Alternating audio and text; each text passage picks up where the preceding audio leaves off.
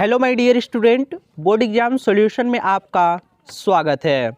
दोस्तों, मैं फुलेंद्र सिंह और मैं आज आप लोगों के लिए लेकर आया हूं कक्षा 10वीं उत्तर प्रदेश माध्यमिक शिक्षा परिषद में पूछे जाने वाले खंड काव्य से रिलेटेड प्रश्न। दोस्तों, यह प्रश्न आप लोगों को हिंदी प्रश्न पत्र में देखने को मिलता है। तो चलिए देर न करते हुए अपने प्रश्न पत्र पर चलते हैं और कौन सा प्रश्न पूछा जाता है और कैसे पूछा जाता है इसको हम लोग जान लेते हैं। जानने से पहले यदि आपने हमारे YouTube channel board exam solution को अभी तक सब्सक्राइब नहीं किया है तो सब्सक्राइब के लाल बटन को दबाकर सब्सक्राइब कर लीजिए और बेल आइकन दबाना ना भूलिए ताकि हमारे सारे वीडियो का नोटिफिकेशन आप तक आसानी से पहुँच सके।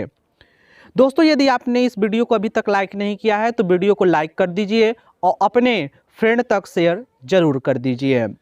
दोस्तों, अगर मैं बात करूं हिंदी में पूछे जाने वाले प्रश्न संख्या 5 की, जो प्रश्न संख्या 5 है यह खंड काव्य से पूछा जाता है।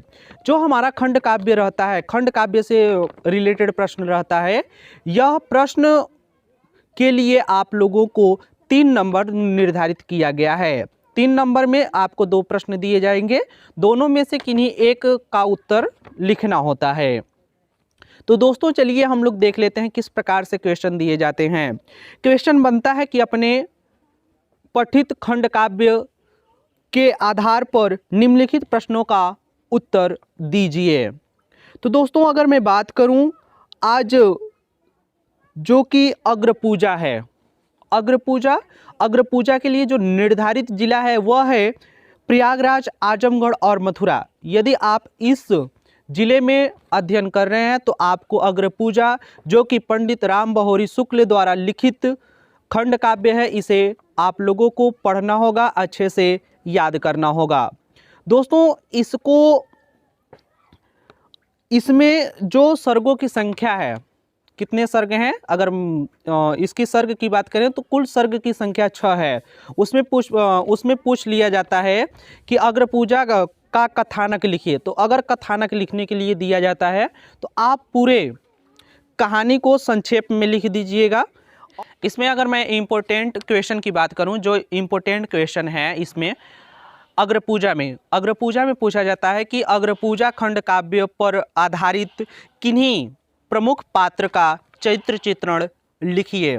तो प्रमुख पात्र में आप श्री कृष्ण का भी लिख सकते हैं और युधिष्ठिर का भी चरित्र चित्रण लिख सकते हैं।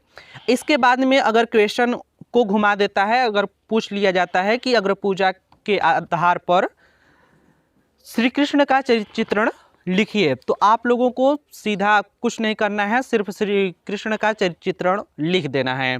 या फिर ऐसे कह देगा कि युधिष्ठिर का चरित्र चित्रण लिखिए, तो आप लोगों को युधिष्ठिर का चरित्र चित्रण लिखना पड़ेगा।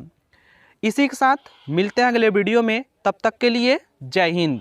वीडियो आप लोगों को कैसा लगा? अगर इन्फॉर्मेटिव है तो वीडियो को लाइक करें और अपने दोस्तों तक जरूर पहुँचाएं। धन्यवाद, मिलते हैं अगले वीडियो में, तब तक के लिए जय हिंद, जय भारत।